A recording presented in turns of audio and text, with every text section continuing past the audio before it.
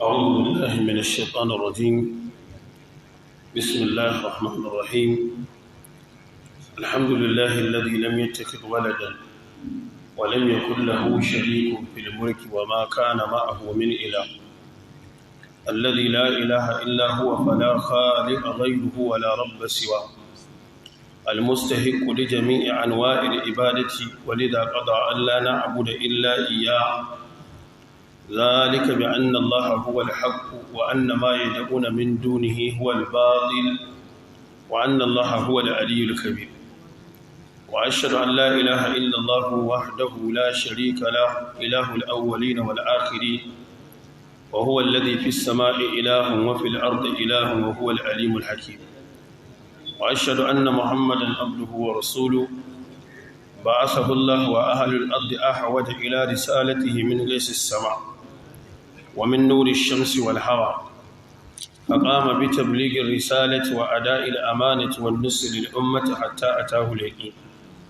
فاللهم صل وسلم وبارك عليه وعلى آله الطيبين الطاهرين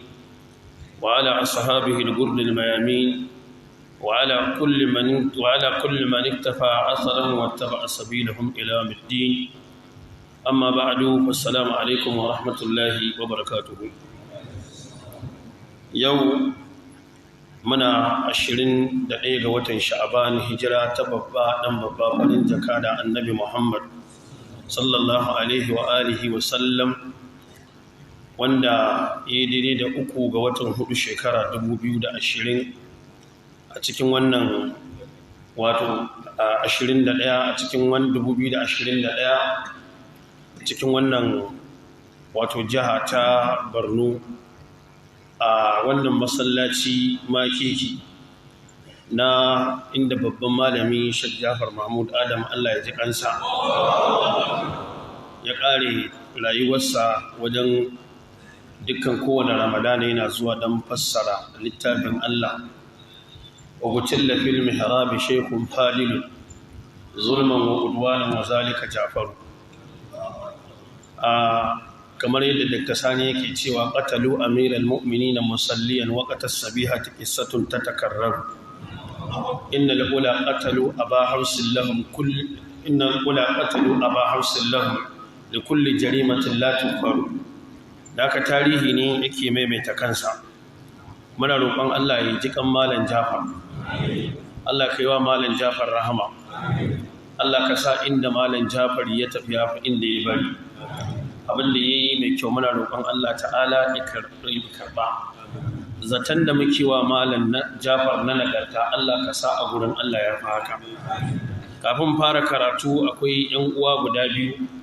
Akwai malam Abdullahi mai Kano, muna tare da shi jiya dan sabila lafiya, mun biya tare da su malam mun duba yaran a asibiti. Muna roƙon Allah ta'ala ya ba shi lafiya wannan yaro din. Sannan akwai Malam Adamu Isa Abadan, jiya mun je gida mun gaida shi ma mun samu labari dan uwansa Allah madaukakin sarki ya masa rasuwa yau, yar uwarsa Allah ya ji kanta, Allah ya mata rahama, Allah ya sa ta huta. Babban malamin mu Dr. Abubakar Alhaji sai dai mai waya da shi, ina ganin lokacin da na nemi namban wani na bugo masa, ina so da ba mamaki watakila malam ba zai ita na lokacin ba. Wani dalili daga cikin dalilai ya sa na bugo wa malam waya lokacin muka ɗan tattauna da shi haka, malam ba zai iya tuna watakila lokacin ba. Ala iya halin, ita sunnar manzon Allah sallallahu alaihi wasallama haka take, haɗawa take ba rabawa take ba, rayawa take ba kashewa take ba. Shi yasa za ku ga yanzu muna cikin watan Rajab, azumi na duka shine Sha'ban, na dukan gari shine na Ramadan. Ita sunnar annabi sai ta zo ta ce wanda ba zai iya ba ya ajiye azumin idan shekaru sun masa yawa ya ciyar, saboda tana jin tausayin shi. Amma bid'a da kashe mutane take sai ta kawo tsofaffi azumi har wata 3 a jere. Allah ya kiyaye. Dakta, muna roƙon Allah ya ƙara wa rayuwarka albarka, Allah kuma ya tsare ka, ya tsare maka mutuncinka. Wannan gari na Maiduguri muna roƙon Allah ya ƙara ma garin nan zaman lafiya. muna roƙon Allah wanda suka zama matsalar garin nan suka hana su zaman lafiya idan a ilimin Allah na gaibu za su shiryu Allah ka shiryar da su in ba za su shiryu ba Allah ka shagaltar da su da fitinar da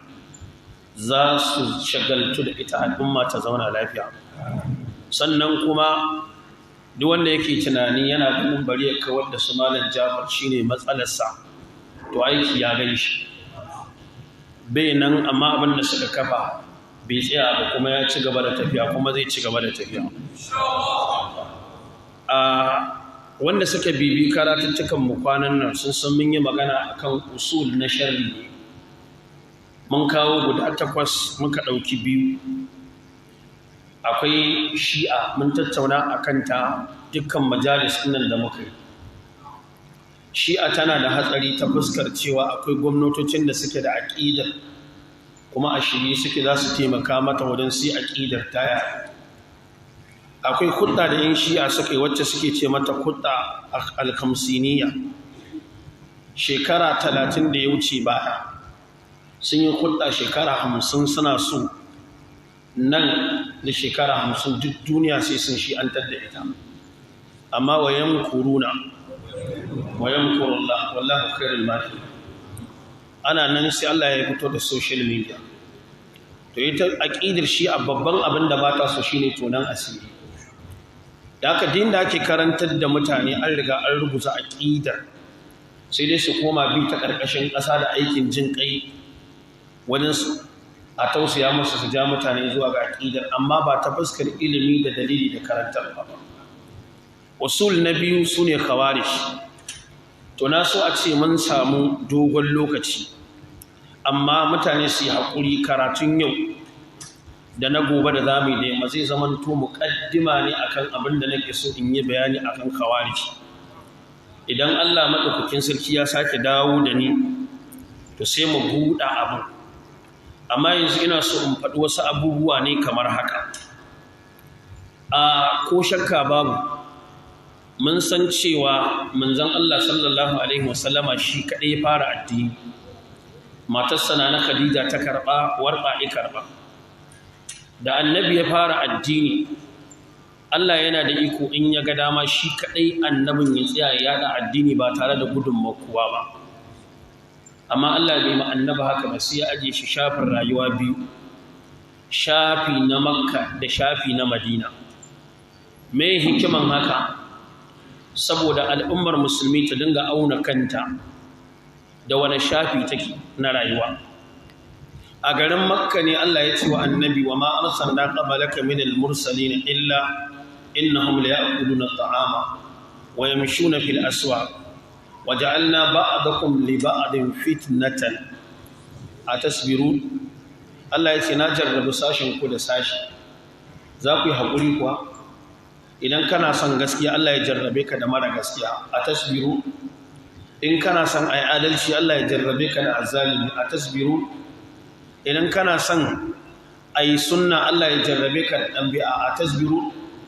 shi yasa Allah ya ce wa kana rabbuka basira Allah yana ganin wanda ya haƙuri yana kallon wanda kuma ya kasa yin haƙuri to wannan marahil na da'awa da ya fara yana da matakai kafin annabi ya hijira ya ban Makka shi yasa nake faɗa nake cewa duk malami da ke karantar da mutane dole ya zama kana da ƙa'ida guda biyu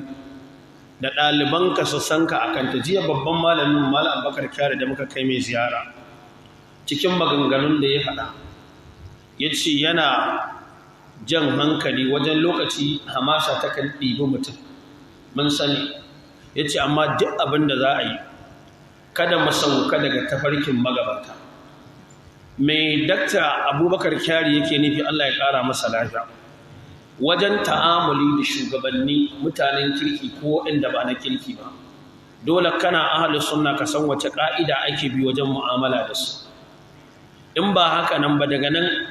da ka sauka daga ƙa'ida dole ka samu kanka akan manhaji na khawarij wajen ɗaukar makami da faɗa da shugabanni sannan ya yi wata magana jiya ya ce dukkan wanda ya zo zai yi da'awa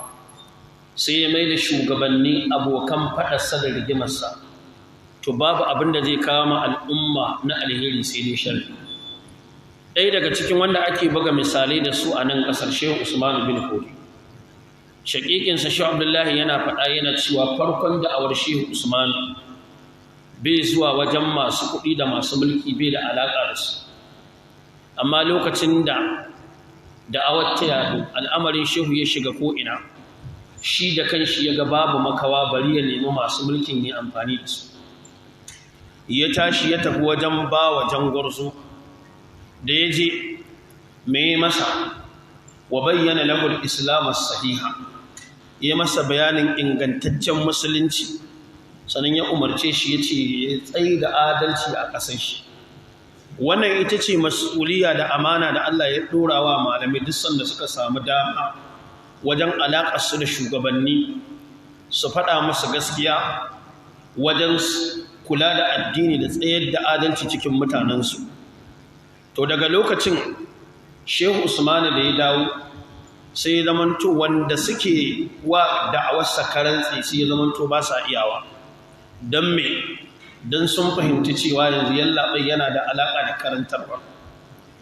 Wannan yana cikin abin da mace ta faɗa a ƙur'ani, amma Allah ya kaito mana muna karantawa cewa innal muluka idza dakalu qaryatan afsaduha wa ja'alu a'izzata ahliha adilla wa kadhalika. Wallahi ba za ka gane abinda Allah ke nufi ba sai in kana da zurfin karatun balaga da nahwu da sarfu, sannan zaka gane tsarin zubin zancen. Domin an fara shi da inna, aka bude shi da taukidi, sannan aka kawo muluka jam'i na masu mulki, sannan aka biyo shi da kayan aiki na sharadi iza, sannan jumla ta iza din aka biyo ta da fi'ilun madin dakalu, innal muluka idza dakalu, sannan qaryatan aka kawo shi na kira asiyaki na iza na kayan aiki na sharadi, innal muluka idza dakalu qaryatan afsaduha, sannan aka kawo jawabi na iza din da kuma jumla ta fi'ilun madin. Sannan wajen kaskantarwan sai da aka ce idza dakalu qaryatan afsaduha wa ja'alu a izzata, wanda ake ganin isassu su ne za su mayar da su a zilla, su fi kowa ƙasƙanci. Sannan aka rufe jimlar da filin mudari wa kadhalika yaf'alu dan illi yadullu ala dawami wal istimrari, dan a nuna maka haka abin yake, haka abin zai ci gaba, ba haka abin zai tsaya ba. Kuma ku duba ku gani a tarihi duk da'awar da ta ɗauki makami ta fito na fito, to za ku ga daga ƙarshe dole akwai lokacin da za a dawo sai dai a ba da tarihi ga yadda da'awar ta fara, ga yadda da'awar ta ƙare. Saboda haka wayannan abubuwan da suka fara,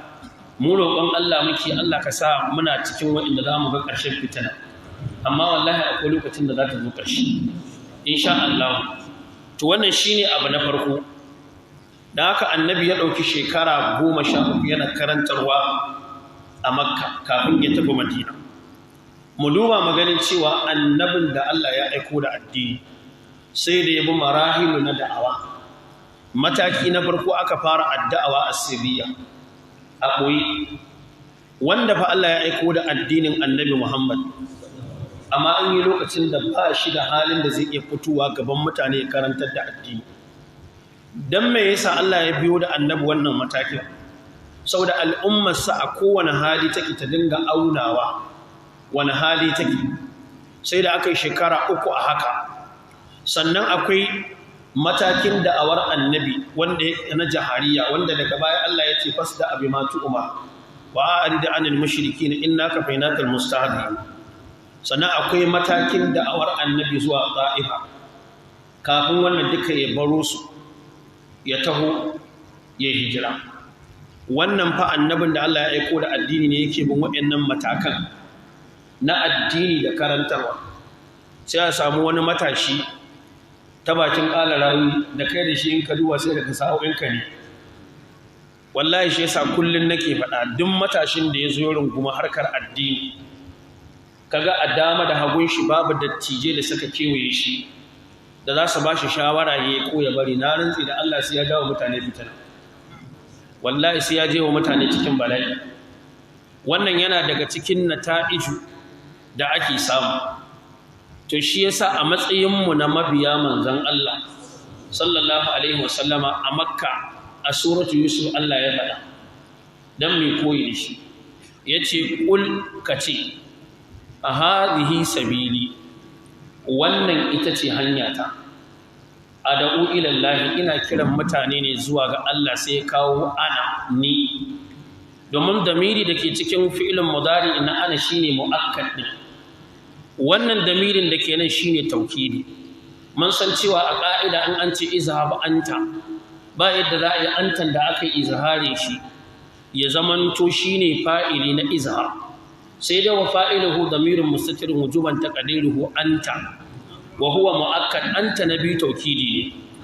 da kuma a cikin agaradu da yasa ake kawo taukidi dan a tunkuɗe wahami ga duk wanda ke saurare kada ya ɗauka wani ake magana a'a shi mai maganar da shi ake ba wani ba shine dalili Allah ya ce ka ce ad'u ila Allah ala basiratin ana wa man ittaba'ani wa subhanallahi wa ma ana minal mushrikeen yanzu abun bakin ciki mutumin da zaka ga abubuwa masu sauki ba zai iya bambanta maka su ba su ne zaka ga ya ji yaron gumu masail manya na karatu ya zo ya zama wa da mutane matsala wannan ayar da Allah ya ce kul ya ce annabi ya ce mun san cewa fi'il amrin ne mabniyun ala sukuni li'annahu sahihul akhir wa lam yattasil bi akhirih shay'un wa fa'iluhu damirun mustatirun fihi wujuban taqdiruhu anta sannan harfu ne litalbi zihi ismul ishara ne anan wajen mabniyun ala al-kasr fi mahalli raf'in mubtada sabili kuma خبر مبتدا مرفوع وعلامه رفعه الضمه المقدره على ما قبل ياء المتكلم منع من ظهورها اشتغال المحل بحركه المناسبه وهو مضاف والياء مضاف وهو صاحب الحال ادعو الى كرا فعل مضارع مرفوع وعلامه رفعه الضمه المقدره على ما قبل الضمه المقدره على الواو لان الواو يسقط ظهور الضمه عليها وفائله ضمير مستتر فيه وجوبا تقديره انا sannan wa huwa muakkad ila Allah ina kira zuwa ga Allah ila dinnan harfu jar ne lafzul jalala shine ismu majrurun bi ila me yasa annabi bai ce ad'u ila rabbi ba sai amfani da lafzul jalala wanda shine ummul bab a cikin sunayen Allah wanda wannan sunan shine sunan da Allah ya ce rabbus samawati wal ardi wama bainahuma fa'buduhu wastabir li ibadatihi hal ta'lamu lahu samiyya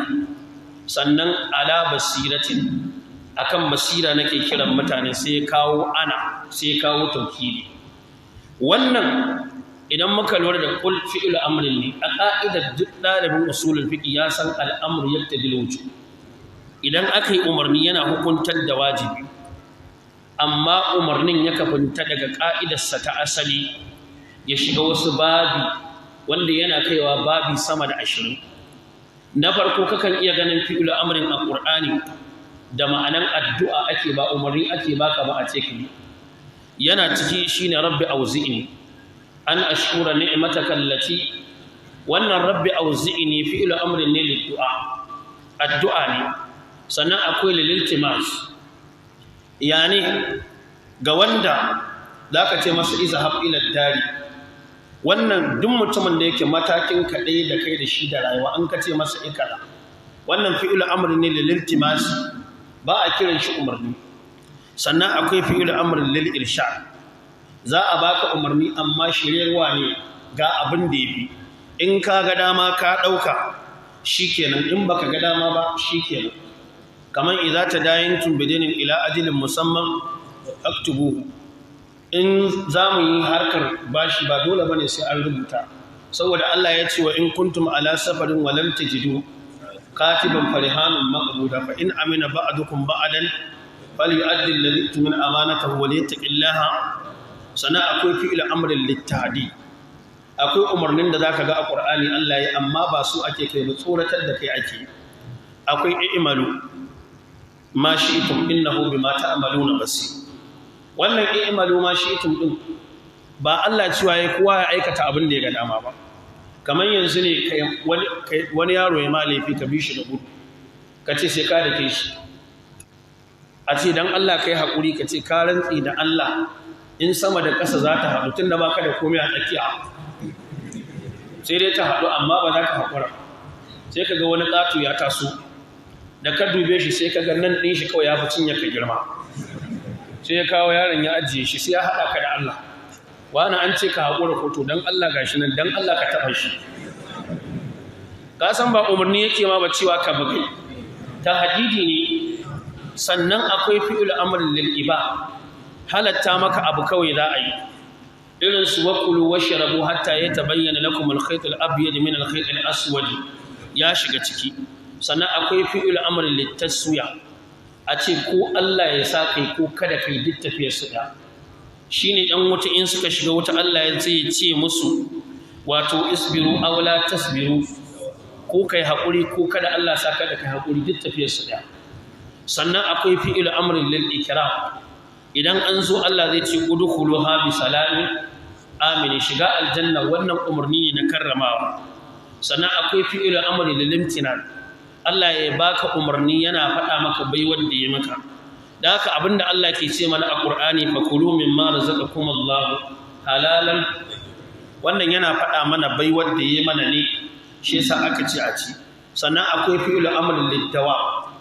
abinda muke karantawa kullun a sallah muna cewa ihdinas siratal mustaqim wannan muna neman Allah ya dawwamar da mu akan shi sannan akwai fi'il amri lil ittiba a baka umarni amma lura ake so ayi akan amu kaman fadin Allah da yace unduru ila samarihi idza asmara wa yan'i sannan akwai fi'il amri lil izn kaman mutun ya kwankwasa maka kofa ka ce waye sai ka ce masa udkhul kana masa izini ya shigo ne shi sa ba wanda zai shiga aljanna gobe alkiyama sai an masa umarni an ce ya shiga sannan zai shiga sannan akwai fi'il amrin litakawin za a yi umarni amma ba na aiki bane kawai abin ana so ne ya kasance yadda ake so ya kasance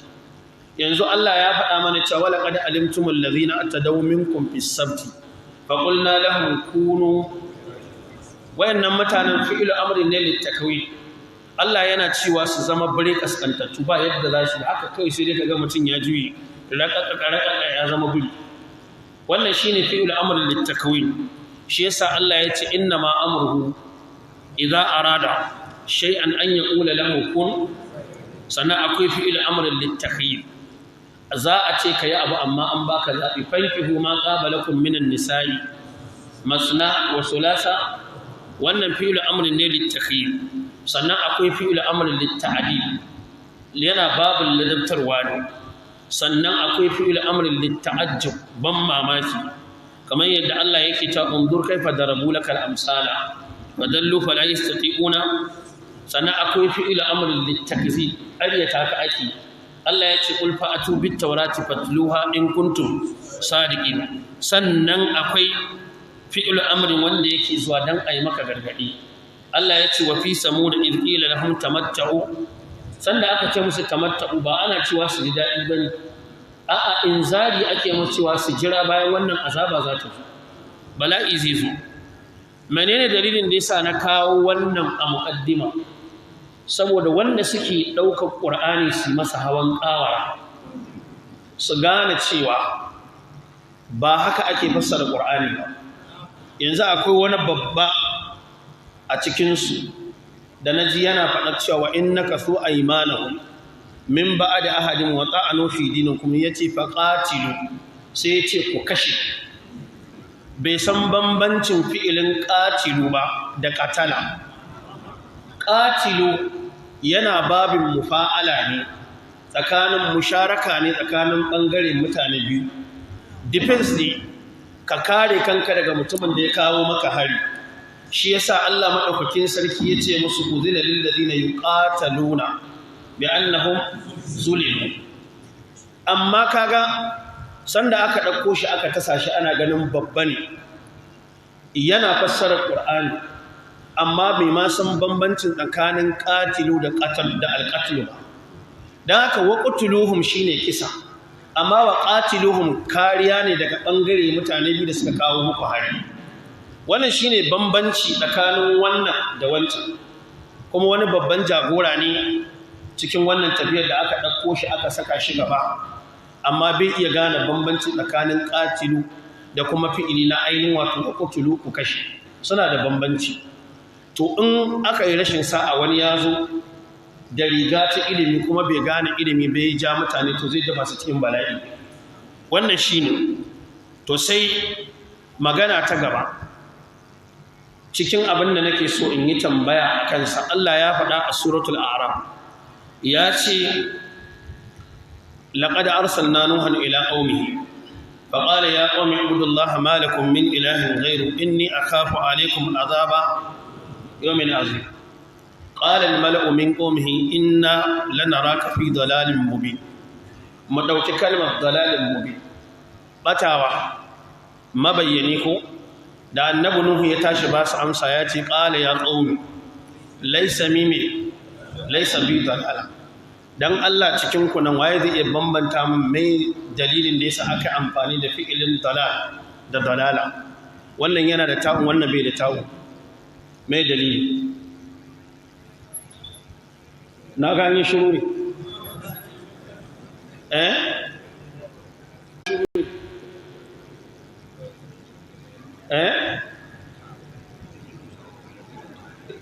ya naga fa aka bala ba'duhum ala ba'di da Allah mai bambanci wannan dalal masdar ne da ta'u wannan dalalatin ba ta'u mai bambanci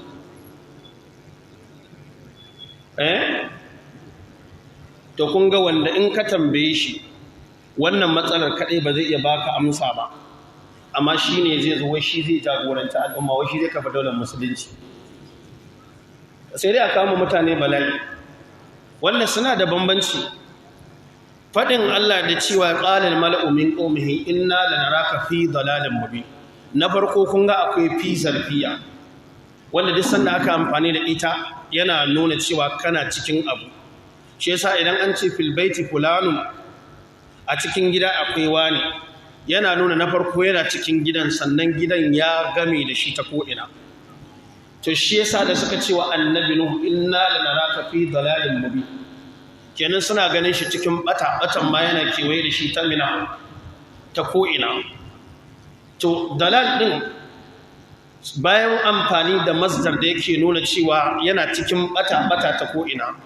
da ya tashi zai ba su amsa sai ce qala ya qaumi laysa bi dalalatu kun ga laysa ya kore ga bi me yasa shi bai yi amfani da laysa fi dalalin ba saboda uslubin inda ya ce laysa fi dalalin to zai iya daukar bai cikin bata mai yawa amma fa yana da alaka bata ɗanka domin alba'u harfu jarrin ne yadullu ala tamassuk wal ilsa sai nuna kwata-kwata bai yi riko ba bai ma shafi harkar bata ba sannan dalalatin anan wajen ismul marra ne ga duk ɗaliban da suka san harkar larabci sun san cewa dalalatin anan wajen ismul marra ne to bambanci tsakanin inna lanaraka fi dalali da kuma fi dalalatin ismul marra ne annabi nuhu yana so isa wa da duniya cewa ko so ɗaya a duniya bai taɓa alaƙa da abin da yake ɓata ba ne shi yasa ya kawo laysa bi dalalati wannan shine bambanci tsakanin wannan ismul marra ne wancan kuma masdari ne mujarrad dan haka gaskiyar magana dole dalibai muna buƙatar sai mun yi hakuri wajen koyon karatu kuma kullun ina faɗa wanda suka gabace mu a tafiyan nan suka fi mu shekaru dole mu mutunta shekarunsu mu girmama su idan muna so mu gama da duniyar nan lafiya akwai mutane da dama muna karɓar shawarwarinsu da abin da ya shafi su saboda sun girma sun fi mu shekaru kuma muna mutunta shekarunsu to don haka za mu ga sai annabi ya ce ad'u ilallahi ina kira zuwa ga Allah hadihi sabili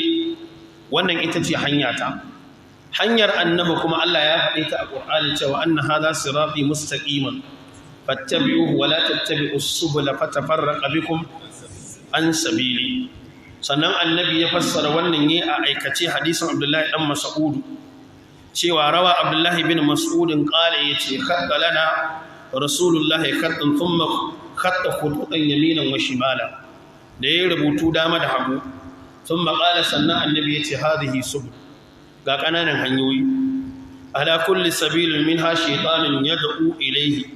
kowace hanya kuma sai ka samu shaytan yana kiran mutane zuwa gare ta sannan annabi ya karanta wannan ayat dan ya fassarawa sahabbai aiki a aikace da haka zamu ga Allah yana ce mana ya ahlul kitabi qad ja'akum rasuluna yubayyinu lakum kaseeran mimma kuntum tukhuna min alkitabi sai yace wa ya'fu an kaseer qad ja'akum min Allahi nurun wa kitabun mubin yahdi bihi Allahu man ittaba'a ridwanahu subulas salam dan wannan shine tafarkin Allah al-imam ibn jarir at-tabari muhammad bin jarir bin yazid bin ghalib al-amili abu jafar at-tabari wanda ya rasu hijira 310 a tafsirin sa jami'ul bayan an ta'awil ayatul qur'an yace ibn zaidin ya fada yace hadihi sabili shine haza amri wa sunnati wa manhaji wa da'awati wa dini wannan ya kunshi ita ce tafarkin manzon Allah ad'u ila Allah annabi yana kiran mutane zuwa ga Allah ne ba zuwa ga kanshi duk wani mai da'awa ta kirki ya kamata ya zamanto asalin ajandarsa ta da'awa Allah da annabi ne ba kanshi ba kuma wallahi idan ku ga mutum ya fara arka addini tiryan kafin ya bar duniya ya kauce ya ji ya fada wani abu zai yi wahala idan tsakaninsa da Allah yake yin abu don kullun shi yasa nake jan hankalin ɗalibai wajen ikhlasi duk abin da kake yin sa dan Allah ka gina shi ko akwai kuskure Allah bai barin ka tafi lahira sai ka gyara kuskure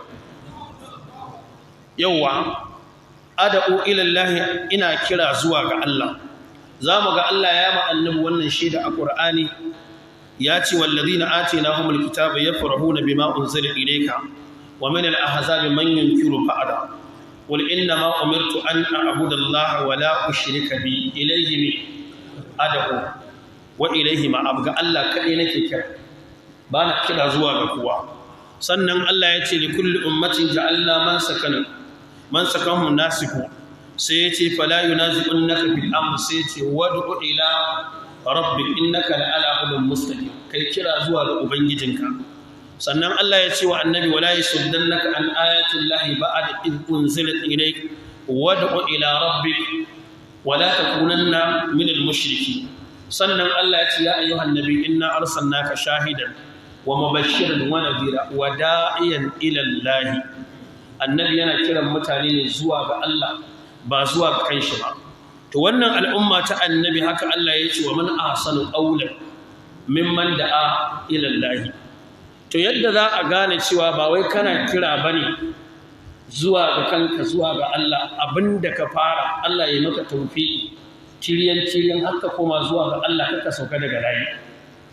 cikin abinda muke ma malam Jafar kikkiawan zato ga duk wanda ya san shi ya san cewa iya abin da ya fahimta na addini ya karantar da shi ne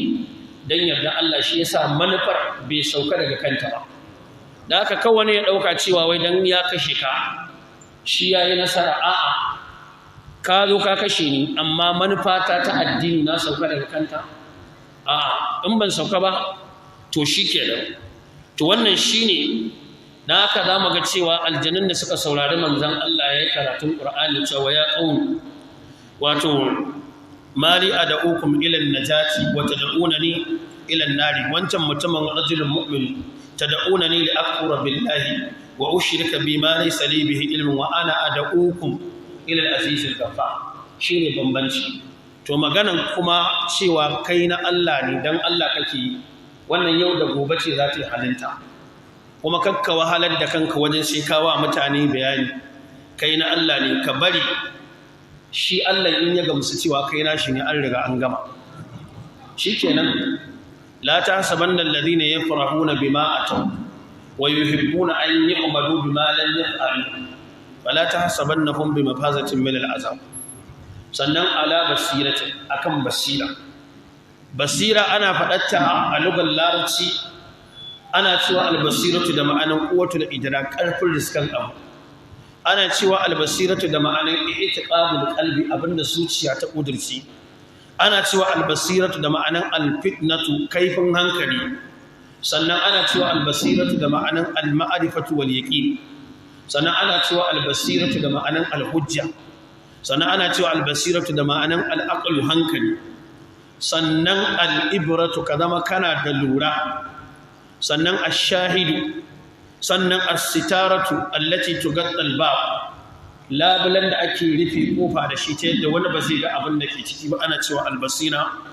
kai duk wani abu da zaka rike shi ya zama maka garkuwar da wani abu ba zai same ka ba ana ce masa basira da haka in kai mabiyin annabi ne sallallahu alaihi wasallama dole ya zama to kana kiran mutane akan basira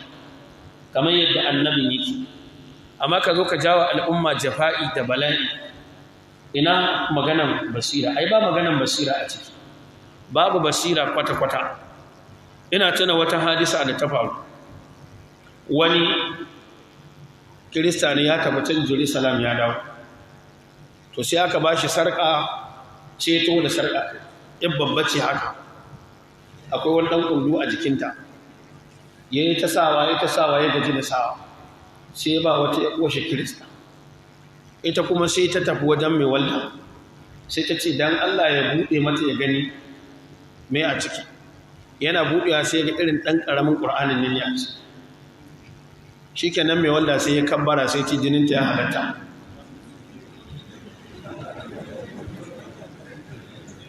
sai rigima ta taso sai aka ce to ai bari a je gidan malam wani yayi fatawa in ya ce jinin ta ya halatta billahi da sai sun dauko kanta da aka je aka same shi aka mai bayani fa wai shi ba zai yi fatawa ba sai sun taho da kanta tukunna sannan zai fatawa kaga in sai sun taho da kanta ne amfanin fatawar tasa to shi yasa karkashin wannan ne zamu ga cewa Allah da ya turo annabi sallallahu alaihi wasallama bai bashi a harkar kira zuwa ga addini yadda ya ga dama ba sai ya ce masa ud'u ila sabila rabbika bil hikmati wal mau'izati al hasana sannan wajadilhum billati hiya kai mujadala da su shi yasa malamai suka ce wajen kiran mutane zuwa ga addini yana buƙatar al hikma na daya sannan al mau'izati al hasana wa'azi mai kyau sannan kuma yana buƙatar al jidal billati hiya ahsan idan tattaunawa za a yi munazara a tattauna da fuskar da take ita ce fuska mafi kyau istikdamul quwwa amfani da ƙarfi bai biyo baya sai lokacin da aka kafa daular musulunci ita kuma daular musulunci ba gaya bace domin inda ita ce gaya da duk annabin da Allah ya turo a dolan ƙasa dole ya kafa daular musulunci kafin ya bar duniya amma ka karanta Qur'ani ka gani da wani annabi suka kafa daular musulunci ko annabi da ya hijira ya ban makka ya tafi madina bai tafi madina da niyyar cewa ba ya kafa daular musulunci sannan duk wanda ya ce maka wai ba za a kafa daular musulunci ba sai an yaƙi ka ce ƙarya yake ko ɗan wace mata ne daular musulunci ta madina ba yaƙi ba ne ya fara kafa ta karatu ne ya kafa ta da annabi ya je kafin ya je don Allah mutum nawa aka kashe je kwaci madina ko dai babu sau da haka wannan al'umma ta annabi ummatu ikra duk abin da muke so mu karɓa da izinin Allah in al'umma ta tasa karatu a gaba za ta iya karɓa wannan shine to shine al'allamatul qur'ani Muhammad Aminu Shinqiti a littafin sa na tafsiri adwa'ul bayan fi idahil qur'ani bil qur'an yake cewa yushtaratu في الأمر بالمعروف والنهي عن المنكر أن يكون له علم أن شرعا تلوكة ذاك تاشي أمرني لكتاوان أبو كهانا قلنا إذا من توكنا لإلم يؤلم ويألم به أن ما يأمر به معروف كسنتي وأبن ذاك أمرني أكيش ينا لكيو وأن ما ينهى عنه منكر أبن ذاك أنا قلنا domin ummacin ya sa rigar karatu bai da karatun to zai tashi kalbu banna ya mayar da ita daidai ya mayar da ita banna, kamar yadda muna kallon ga abin yana faruwa ne yanzu. waɗanda ba musulmi ba kaɗai sun kasu wajen gida 5. akwai al-musta'mal wanda zai shigo garin ya ce ya zo ne ya gaya musulmi ke rayuwa ya suke addini, ya cika sharaɗi da ƙa'ida da komai ku ba shi dama ya shigo. irin wannan kafirin in ya shigo cikinku yana yawo, haramun ne wani musulmi ya ga arhasa ya ce bari ya kai masa farmaki. wanda shine da nassin Qur'ani Allah ya ce wa in ahadun minal mushrikeena istajaraka fa ajirhu hatta yasma'a kalam Allah thumma ablighu ma'amana. sannan akwai zimmi wanda za ku je ku yi musu da'awa, sun gane addini sun fahimta, sai suka ce ba za su musulunta ba, sai a ce la ikraha fid din, sai a ce za su biya haraji shike, ba wanda ya ce dole sai sun yi addini. sannan akwai al-mu'ahad wanda ƙasarku da ƙasarsu an yi sulhu cewa za a zauna zaman lafiya babu yaƙi, sai ya shigo ɓangaren musulmi yana yawo, wani ya gan shi arha ya ce bari ya kai masa farmaki. hadisai suna nan a Bukhari, annabi ya ce duk mutumin da ya kashe kafirin amana irin wannan wallahi aka je lahira ba zai shiga aljanna ba, ƙanshinta ma ba zai ji ba. idan wanda ya kashe kafirin amana wannan shine matsayinsa, da Allah ya wanda ya zo masallaci ya tashi mutane ya ce in an je lahira Allah ya bambance. sannan akwai na 4 shine wato a zimmi al-musta'man, sannan akwai al-mu'ahad, zimmi shine wancan, sannan akwai al-mustawdinin waɗanda suke kuki ɗan ƙasa ne. yanzu waɗanda ake rayuwa da su a matsayin waɗanda ba musulmi ba a Najeriya ɗan ƙasa ne, suna shugabanci, kuna riƙe makamai suna yi. idan akwai yarjejeniya ta zaman lafiya, kawai a ga wani ya shigo a ce bari a kai mai hari a kashe kafirin banza, wallahi cin amana ne. to waɗanda ba musulmin ba, idan Allah bai yadda a yi musu wannan mu'amala ba, ya kake tsammanin musulmi wanda yake sallah, ya kake tsammanin wannan? to shi yasa za mu ga cewa sai al-muharib, to dukkan ayoyin Qur'ani da suke magana da kuma suna maganan muharib, wa qatilu fi sabilillahi alladhina yuqatilunakum, amma tare da haka zai ce mai wala ta'tam inna Allaha la yuhibbul muqtadin. amma saboda jahilci yanzu kun ga yadda aka ko hawa aka mai da sama ta koma ƙasa, ƙasa ta koma sama. sannan yake cewa li'annahu in kana jahilan, idan mutum jahili ne bidalika da wannan, faqad ya'muru bima laysa bima'ruf, kakan yi umarni ka ce ai kaza kuma bai dace da shari'a ba. wa yanha amma laysa bimunkari, mutum ya tashi ta faɗa ya ce abu kaza ba kyau kuma ba kyau bane, shine bai gane ba. wala siyama sai allamatul qur'ani yace musamman ma fi hadha az-zaman alladhi amma fihi al-jahl, a wannan zamanin da jahilci ya gani, wasara fihi al-haqqu munkaran, gaskiya ya koma munkari, wal munkaru ma'rufun, munkari ya koma ma'rufi.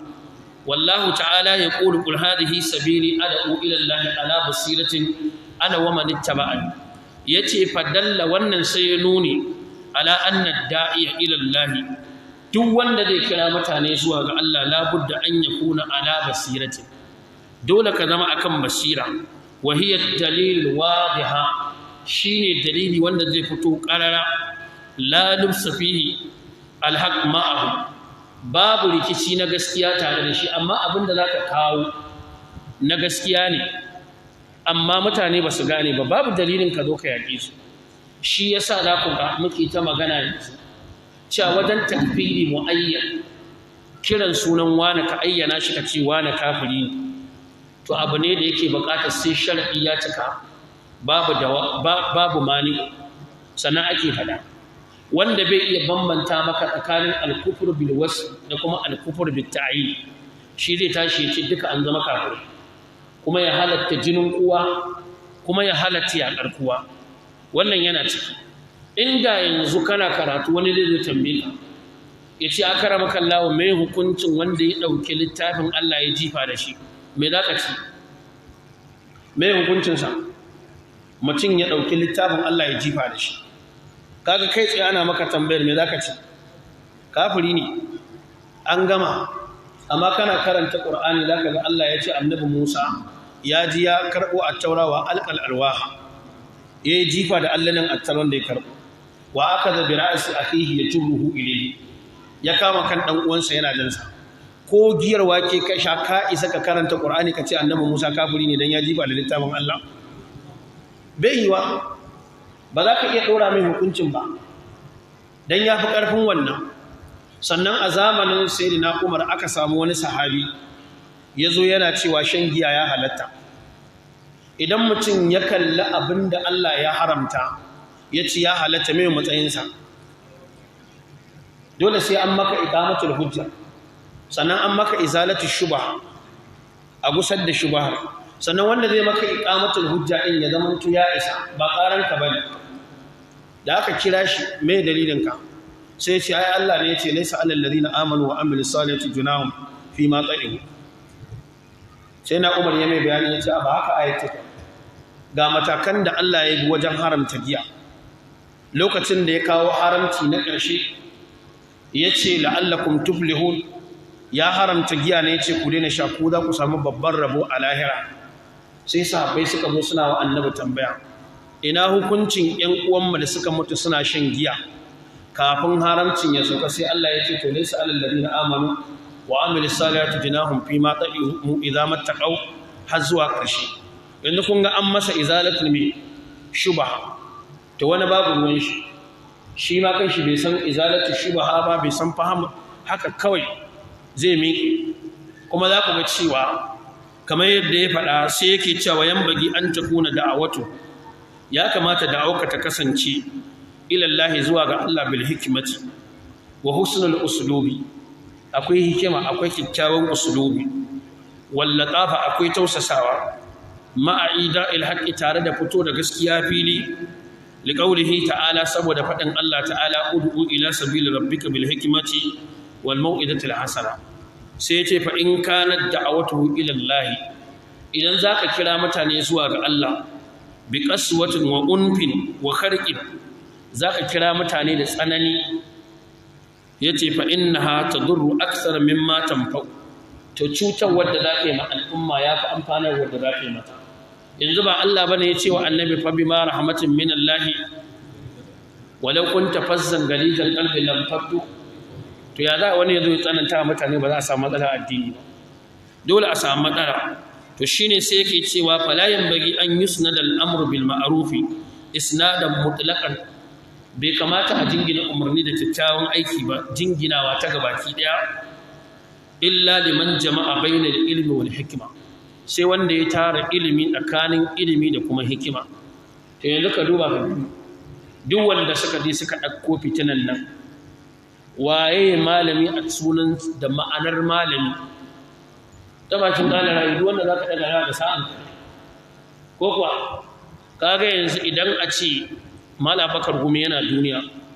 da shekarunsa da iliminsa da hangen nesansa abin da yake da alaƙa da waƙi ya yi fatawa ni in yi fatawa a yanzu billahi alaikum fatawa za a ɗauka da Malam Bakar Gumi dan yana da gogewa a gidan ilimi sama da ni da shekaru da ma marasa ta rayuwa mafi yawanci masu jan ayoyin jihadi za ka ga ayoyin kawai suke da ba su ma san me fikin ayoyin ba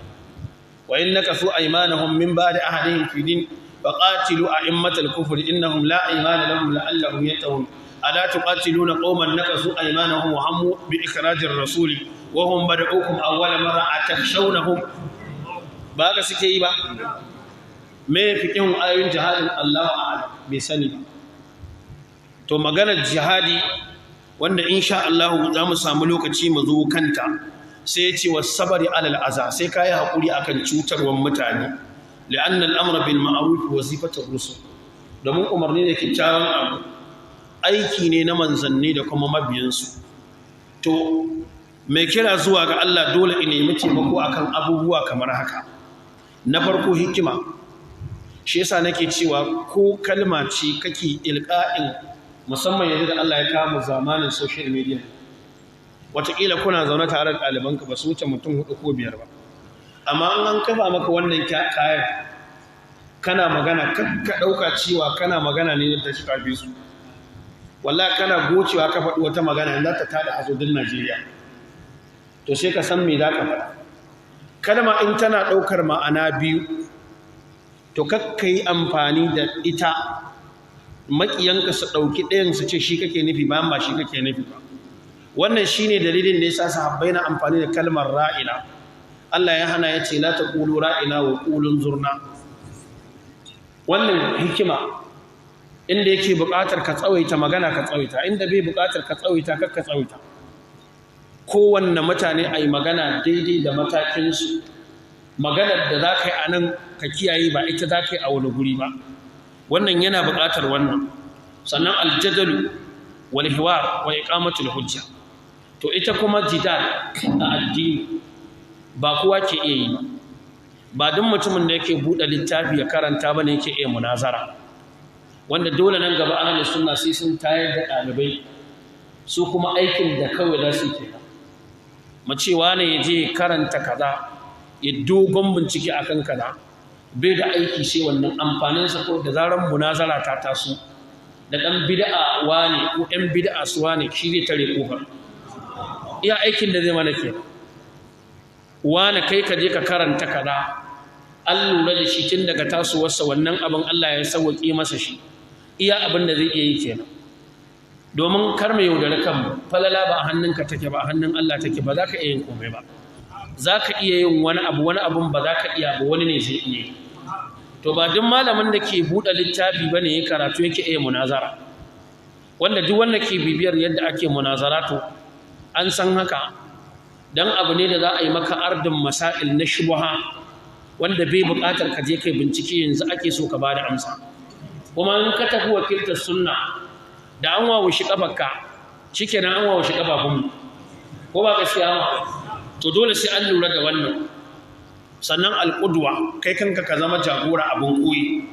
Sannan aljihad, jihadi wanda shi nake so inda lokaci in zo in yi magana a kansa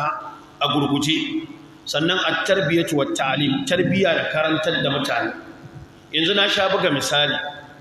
ɗazu na yi maganar ɗalibi a gurin karatu cewa mutane suna ganin kamar ilimi gaba yake ci, ilimi ba gaba yake ci ba baya yake. A nan ƙasar da an yi lokacin da malamai tsakaninsu cikin rasa'id cikin waƙe suke aiki wa junansu saƙo. Akwai wani malami a nan yankin ana ce masa Malam Mustapha. Lokacin da su Shehu Abdullahi suka je garin Zamfara suna karantar da mutane, a majalisinsu sai zamanto maza da mata suna zuwa, to sai su raba maza da matan sai su karantar da su addini. To sai aka zo aka yaɗa labari cewa ai suna haɗa maza da mata su yamutsa su suna karantarwa a majalisi. Da aka zo aka faɗa wa Malam Mustapha, sai ya ɗauki takarda da biro sai ya rubuta. Nan take ya rubuta baituka guda 5 ya aika wasu Shehu Usmani yana musu nasiha cewa alayka minna tahiyatun mubarakatun shamanna miskin wa sukkan man yulahuna ayabna fudi qumtum dir'ul jahala la'allahum yafqahuna ad-din wad-duna famna ziyarati niswanil wa'adka id khalqur rijali bi niswanin kafashina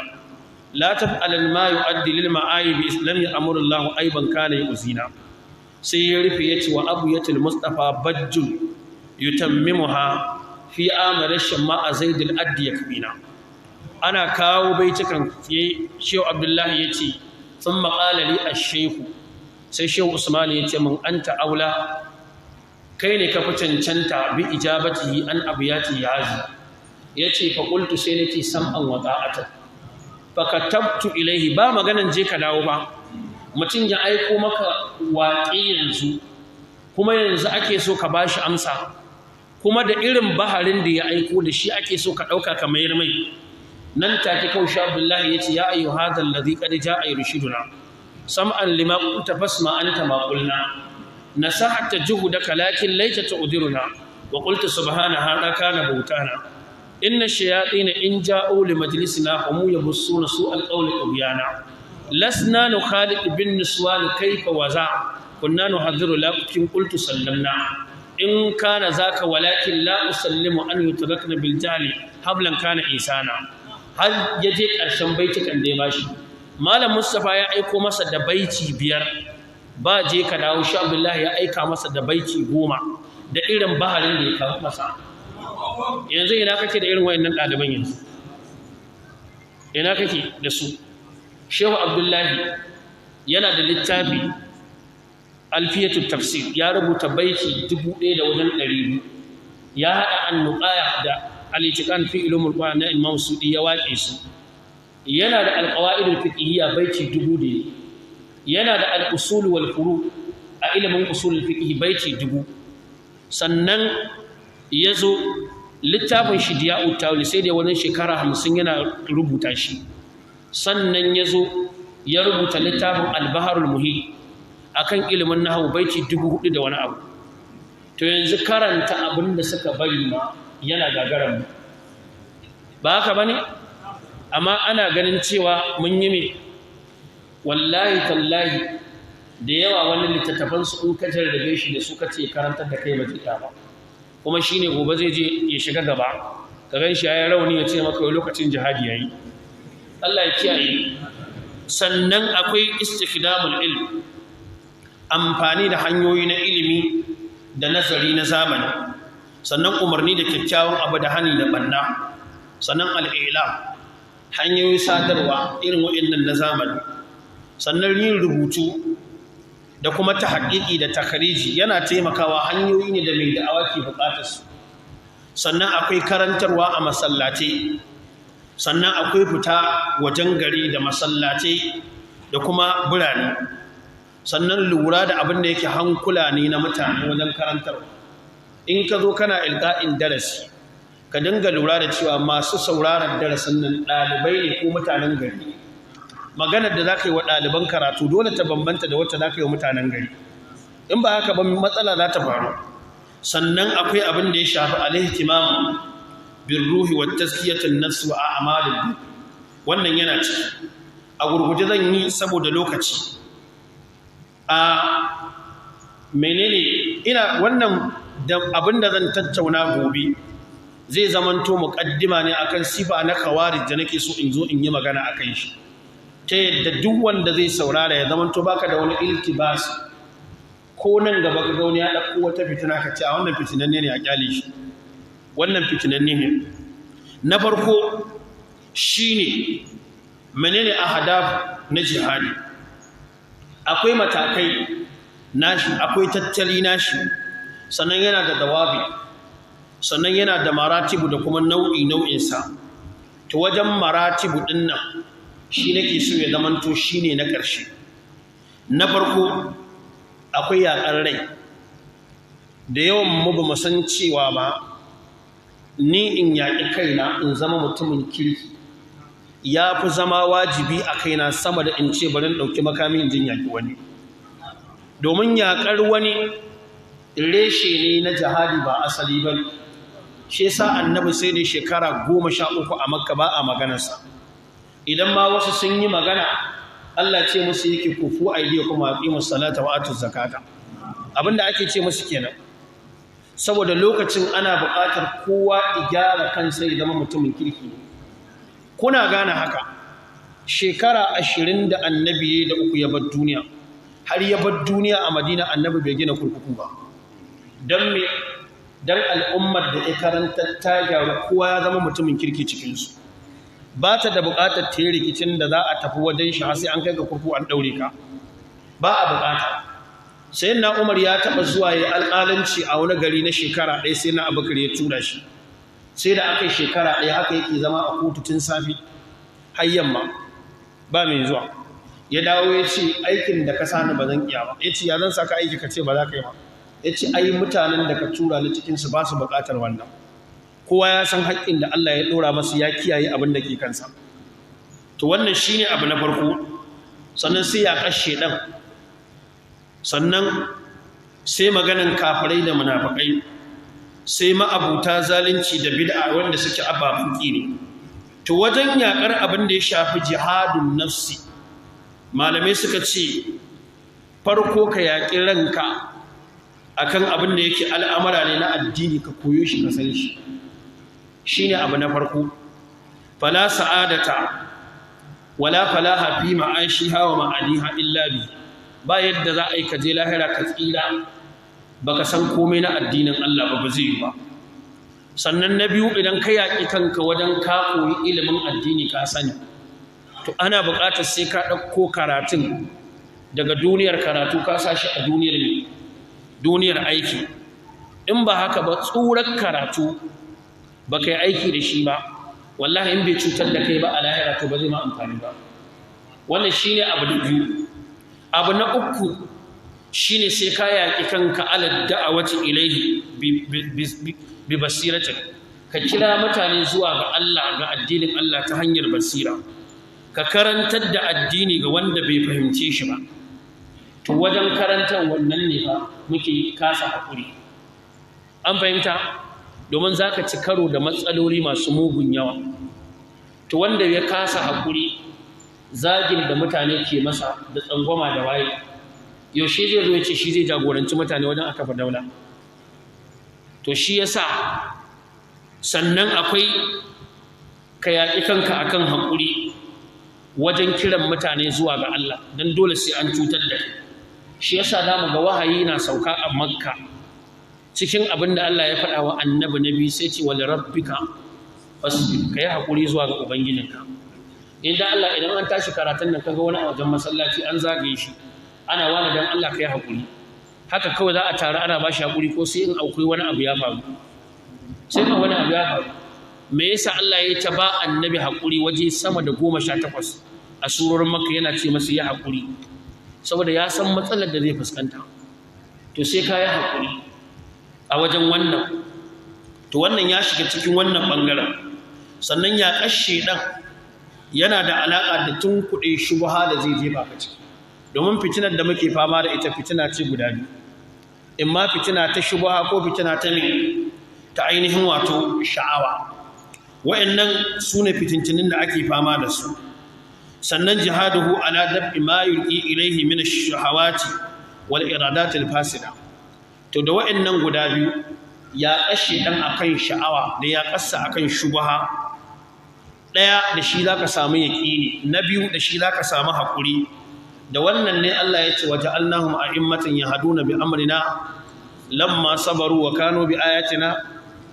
dangane da ayoyinmu suka zamanto suna da yaqini akan wannan sannan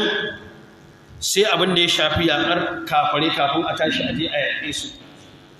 yana da maratibu akwai zuciya akwai harshe sannan akwai dukiya akwai hannu to wanda yake so ya ce aje a yaƙi kafare farko abinda al'ummar take bukata kai mata tarbiyya sai an mata tarbiyya tukunna wajen ta saba ba da lokacin ta kan harkar addini sannan tana iya bada kudinta idan al'umma ba a yi mata tarbiyya ba in an ce ga wani abu na addini kowa na iya barin harkar sai zo idan an ce ana so a bada kuɗi kowa zai iya bayarwa yana iya takaddimin kudinsa akan ransa ka zo ka ce wai lokacin jihadi wannan raina hankalin mutane baka ma san me kake yi ba shi yasa da ga wannan tarbiyyar sai da annabi ya fara wa sahabbai ita a Makka kafin a tafi ina a Madina ne da wannan ya zauna sai Allah ya ce inna Allaha ishtara minal mu'minina anfusahum wa amwalahum bi anna lahumul janna ya siya rayukan da dukiyar da mai zai biya da aljanna nayi magana ta ƙarshe da nake so in yi ana nuna cewa lokaci yayi ba yadda za a yi a cewa an yi jihadi wanda zai zamanto karɓaɓɓe a gurin Allah dole sai da sharaɗi kamar haka kamar yadda malamai suka faɗa na farko dole sai an samu imam shugaba ba imamin da wani suka je suka naɗa ba wataƙila da shi da su duk ba mai daman ya fito gari ya yawo ba shi bane imami ana nufin imamin mumakkanin za shaukate shugaban wata ƙasa ne yana da hurɗa da ƙasashe yana da kurkuku akwai 'yan sanda da custom da soja da immigration a hannun shi shine imamin mumakkanin din. Sannan abu na biyu dole sai an samu tamyizus sufu, warewar ƙasa, ga ƙasar musulmi ga ƙasar da ba ta musulmi ba. Sannan abu na uku a samu rayatul jihad, tuta ta jihadi tana bugawa ƙarƙashin wancan imami din wanda shine jihadul talabi. Sannan abu na hudu dole sai an samu tablighi da'awa, mutanen da za ku je ku yaƙe su sai kun je kun kira su zuwa ga Allah da uslubin da Allah ya ce a kira mutum, sun ji saƙon sun gane sun ce ba za mu musulunta ba, sai a ce to la ikraha fid din. Idan suka ce ba za su musulunta ba sai a ce to la ku biya jizya. Wayannan su ne zimmiyi. To idan wannan shine matakin da ake bi ga wanda ba musulmi ba, to ya kake tsammani irin wannan fodar da wasu suka kawo aka yamutsa al'amura da sunan wai wannan hanyar ita ce jihadi. Saboda haka ana nuna cewa lokaci yayi, zan tsaya nan, dole in mutunta lokaci. Muna addu'a ga shi wanda ya gina wannan masallaci, Allah ya saka masa da alheri, shi Alhaji Muhammad Indimi. Shekarar da muka je Sudan mun tafi wajen mu 20 ne, mun je yin wani course ne a ƙashin addu'atu wal ulama. So da muka je, cikin dalilan da ya sa muka samu ƙabulin da wato har muka bar jami'a Ifriqiya suna mutunta mu, suka yi mana abin da ya kamata, shine a lokacin mun haɗu da shi, shigarsa cikin abin ya sa jami'a Ifriqiya ta yi mana abin da ya kamata har muka gama wannan daura ɗin, wanda wannan watakila in ya ganna ba dole bane ma ya gane ni a wannan lokacin yanzu. Saboda haka ba mu manta da wannan alherin ba, muna masa addu'a Allah ya saka masa da alheri. Abinda aka yi na taimaka ma addini da al'umma muna roƙon Allah ta'ala ya sa ya zama karɓaɓɓe a gurinsa.